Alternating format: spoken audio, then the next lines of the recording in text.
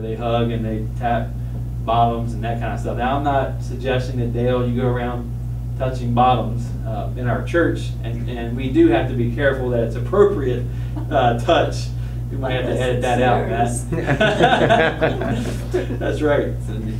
But anyway, we need to touch others.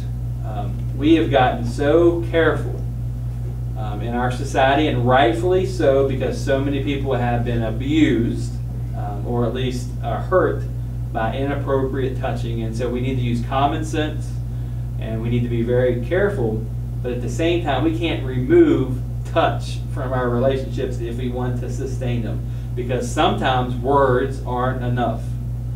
And a simple, grabbing somebody by the hand, or a hug, or an arm around the back like the picture, is critical in terms of saying so many things without using words to the person you're in a relationship with.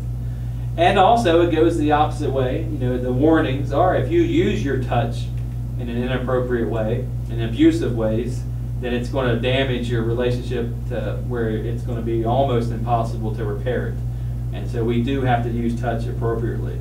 Jesus Christ touched people, not just physically, and or not just figuratively, but physically.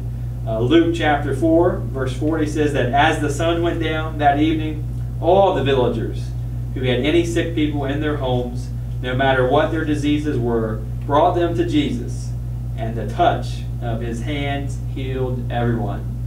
And so Jesus went around. People were touching him, and he was touching other people. And he had a healing touch. Well, we can have maybe not the miraculous hands of Christ, but our hands can heal relationships. And so even in dire straits, if you're in very difficult times, sometimes that's the only thing that will make you feel comforted, and that is a touch of a friend or a loved one.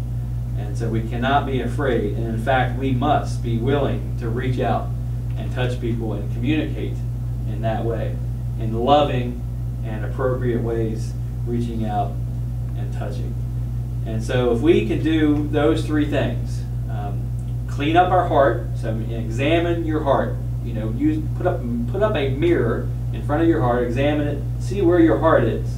If your heart's in a good place with God and your neighbor, and then your words should be representing that. And so you should be able to communicate in a very good way with your people you're in relationship with.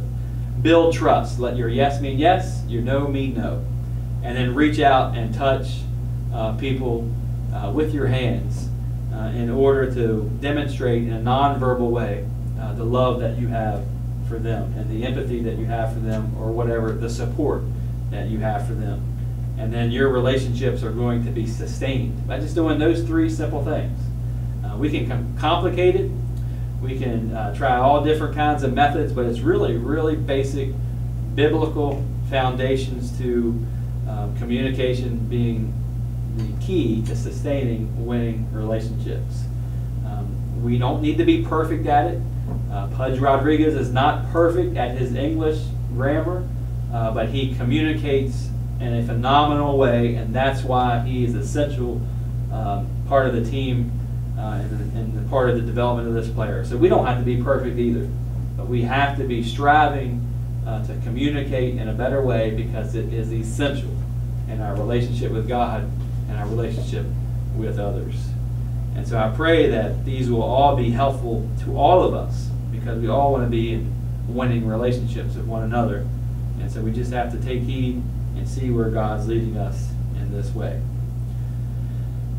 We're really thank you for joining us during this series. We're going to pause here for some discussion and some questions and answers, but I thank you for following this series online. All of the messages, all four, the introduction, and then the creating healthy relationships, the redeeming broken relationships, and the sustaining winning relationships are all online.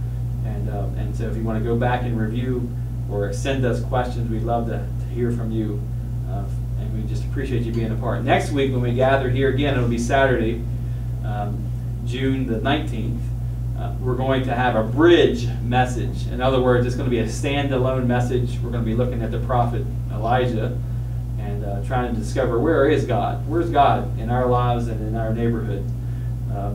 And then we'll start a new series following that week. So stay tuned for that.